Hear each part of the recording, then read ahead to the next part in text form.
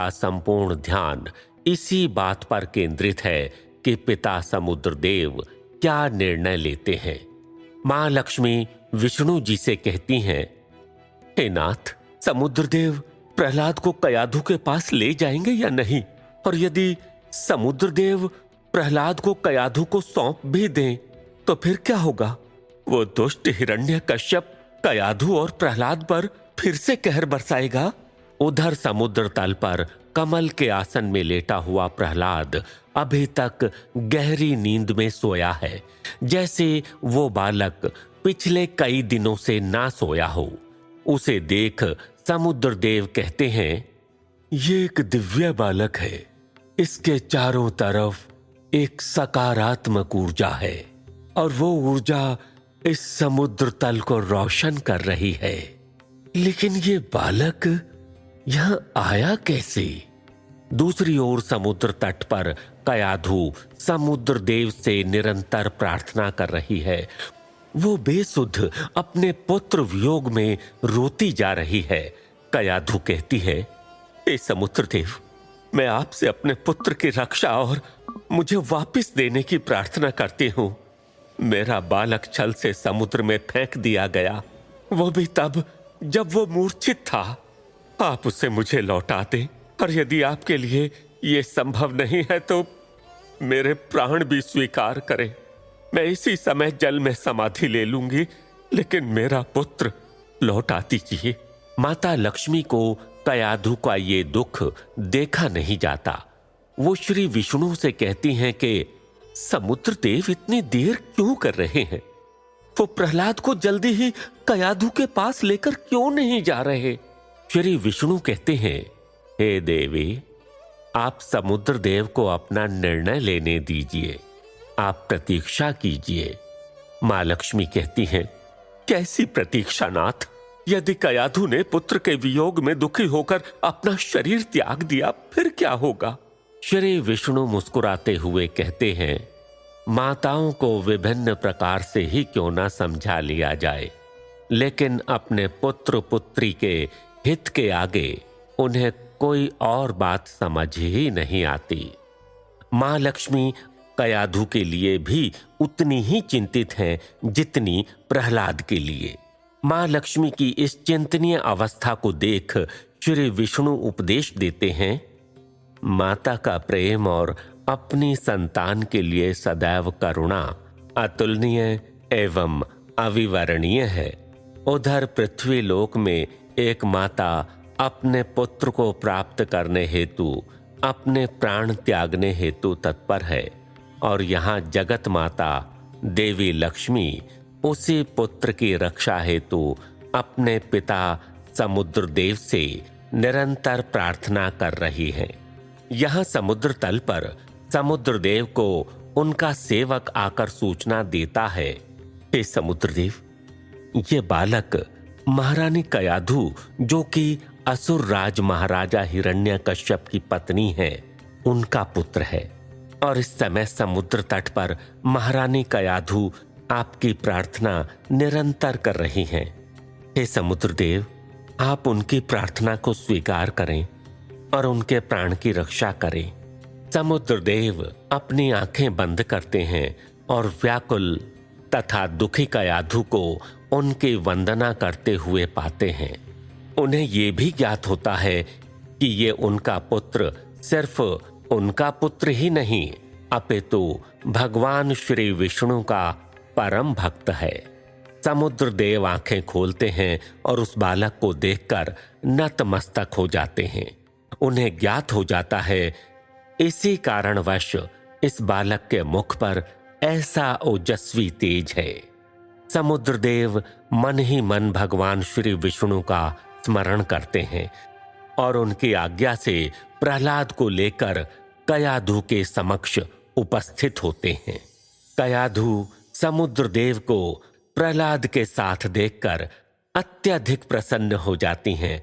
उनकी आंखों में आंसुओं के साथ साथ पुत्र के प्रति स्नेह भी झलक रहा है। वो समुद्र देव को प्रणाम करती हैं और कहती हैं, प्रणाम समुद्र देव, आपका कोटि कोटि धन्यवाद। आपने मेरे पुत्र की रक्षा की है। समुद्रदेव कयाधु के हाथों में प्रहलाद को सौंप देते हैं और कयाधु से कहते हैं, पुत्री कयाधु, तुम्हारे पुत्र पर भगवान श्री विष्णु की विशेष कृपा है। ये उनकी कृपा का ही फल है जो तुम्हारा पुत्र तुम्हारे पास अभी सकुशल है। मुझे इस प्रहलाद की भक्ति का ज्ञान भली भांति हो चुका है और मैंने तुम्हारे पुत्र को सुरक्षित तुम्हारे हाथों में सौंप दिया है।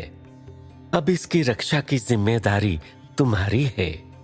कयाधु उन्हें धन्यवाद कहती है और फिर समुद्रदेव समुद्र तल को चले जाते हैं। अब प्रहलाद चैतन्य अवस्था में वापस आता है। वो अपनी आंखें खोलकर अपनी माता को समुद्र तट में उपस्थित देखकर पूछता है, हे माते, हम समुद्र तट पर क्यों हैं और मुझे ऐसा क्यों प्रतीत हो रहा है जैसे कि मैं गहरी निद्रा से लौटकर आया हूं। ये सुन कयाधु कहती है, पुत्र प्रहलाद, तुम्हारे साथ एक छल हुआ था जिसमें तुम्हें समुद्र में अचेत अवस्था में फेंक दिया गया था और श्री विष्णु की भक्ति के परिणाम स्वरूप तुम सुरक्षित समुद्र देव की सुरक्षा में थे। और फिर जब समुद्र देव को तुम्हारी विष्णु भक्ति का ज्ञान हुआ तो उन्होंने तुम्हें मेरे पास सुरक्षित ला दिया। प्रहलाद मुस्कुराता है और हाथ जोड़कर ओम भगवते वासुदेवाय का जाप करता है। उसी क्षण हिरण्यकश्यप सेनापति और अपने बहनोई विप्रचित्ति के साथ वहां आता है। विप्रचित्ति प्रहलाद को कयाधु के पास सुरक्षित और स्वस्थ देखकर आश्चर्यचकित हो जाता है और वो हिरण्यकश्यप से कहता है, ये बहुत बड़ा मायावी है। मैंने इसे स्वयं समुद्र में फेंका था और मैंने बहुत समय तक प्रतीक्षा की थी। मुझे ज्ञात है कि ये डूबकर मृत्यु को प्राप्त हो चुका था, लेकिन ये विचित्र मायावी शक्ति के परिणाम स्वरूप फिर यहां उपस्थित हो गया है। इसने मेरी पत्नी को मार डाला और ये फिर भी जीवित है। ये देखकर मुझे बहुत क्रोध आ रहा है। विप्रचित्ति का क्रोध देख हिरण्यकश्यप कहता है, आप चिंतित ना हो विप्रचित्ति, हम अभी का अभी इसका उपाय करेंगे और इस प्रहलाद को सबक सिखाएंगे। फिर हिरण्यकश्यप प्रहलाद को कोसता है और कष्ट देने की कोशिश करता है, लेकिन इस बार कयाधु सामने आकर हिरण्यकश्यप, विप्रचित्ति और उनके साथियों को चेतावनी देती है। कयाधु कहती है, महाराज, मैंने अब तक कुछ नहीं कहा। मैं और मेरा पुत्र आपकी आज्ञा का पालन करते रहे। मैंने पत्नी धर्म के आगे पुत्र प्रेम को दबा कर रखा, लेकिन बस अब बहुत हो गया।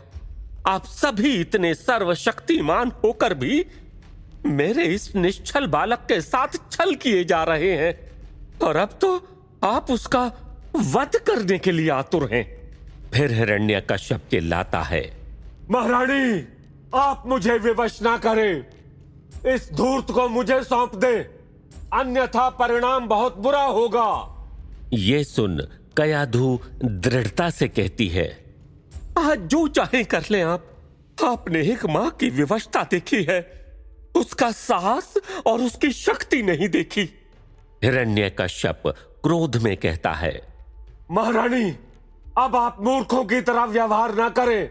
ये सुन कयाधु कहती है, विवेक तो आपने खो दिया है महाराज, जो इस बालक को इस तरह कष्ट देने का दुस्साहस कर रहे हैं और भूल रहे हैं कि आप इसके पिता हैं। हिरण्यकश्यप क्रोधित होता है और कयाधु पर तीखे स्वर से प्रहार करते हुए कहता है, अब आप मुझे विवश कर रही हैं। आप उसकी रक्षा करना चाहती हैं जो राजद्रोही है। आप उसे बचाना चाहती हैं जो अपने पिता का नाम राख करना चाहता है। आप इस धूर्त को निश्चल कह रही हैं जो मेरी बहन की मृत्यु का कारण है, जो छल करता है, जो उसकी भक्ति करता है, जिसने मेरे भाई और बहन को मार डाला। दूर हट जाइए, अन्यथा हम भूल जाएंगे कि आप हमारी पत्नी हैं। हिरण्यकश्यप के इस क्रोध को रोकने इस बीच वहां समुद्र तट पर गुरु शुक्राचार्य का आगमन होता है। शुक्राचार्य हिरण्यकश्यप से कहते हैं, दैत्य इंद्र हिरण्यकश्यप, इस तरह महारानी कयाधु पर क्रोध करना आपको शोभा नहीं देता। उनकी आवाज सुनकर हिरण्यकश्यप, कयाधु, विप्रचित्ति, सेनापति और प्रहलाद उन्हें प्रणाम करते हैं और हिरण्यकश्यप कहता है, प्रणाम गुरुदेव, आप और यहाँ? शुक्राचार्य हिरण्यकश्यप को समझाते हुए कहते हैं, आयुष्मान, अपने क्रोध पर इस समय नियंत्रण रखना आवश्यक है दैत्य इंद्र। महारानी वही कर रही हैं जो एक माता का कर्तव्य है और उन्हें समझना तुम्हारा कर्तव्य होना चाहिए। धैर्य रखिए। ये सुनकर हिरण्यकश्यप कहता है, आप कहाँ चले गए थे गुरुदेव? आपकी अनुपस्थिति में यहाँ बहुत कुछ ऐसा घटित हुआ जो मैं वर्णित नहीं कर सकता। वो सब दुखदाई था। मैं अपनी बहन की मृत्यु को अपने सामने देखता रहा और कुछ ना कर पाया, और उसका कारण ये प्रहलाद है। ये बार बार मेरा निरादर कर मुझे चुनौती देता है। शुक्राचार्य कहते हैं, शांत वत्स शांत, मुझे सब कुछ मालूम है। अब मैं तपस्या से लौट आया हूं। अब मैं सब कुछ संभाल लूंगा। मुझे लगता है प्रहलाद की शिक्षा में ही कुछ कमी रह गई है। मैं इसे गुरुकुल ले जाऊंगा और इसे असुरी शिक्षा दूंगा ताकि इसका मति भ्रम दूर हो सके। शुक्राचार्य की बात पर कयाधु मौन रह जाती है, परंतु हिरण्यकश्यप की बेचैनी शांत नहीं होती। वो अकेले में शुक्राचार्य से मिलता है और पूछता है, गुरुदेव, विष्णु प्रहलाद की सहायता अपनी माया से कर रहा है। हमें नहीं लगता कि प्रहलाद का यह भ्रम उसके जीते जी समाप्त होगा। शुक्राचार्य इस बात पर मुस्कुराते हैं और कहते हैं, हमें पता है वत्स, इसलिए माया का काट अब मैं माया से करूंगा। मेरे 2 पुत्र और शिष्य शंद और अमर्क कृत्या की तांत्रिक साधना कर रहे हैं। कृत्या के प्रकोप से अब प्रहलाद नहीं बच पाएगा। शुक्राचार्य की बात सुनकर हिरण्यकश्यप की खुशी का ठिकाना ना रहा और उसने प्रहलाद को शुक्राचार्य के साथ गुरुकुल भेज दिया।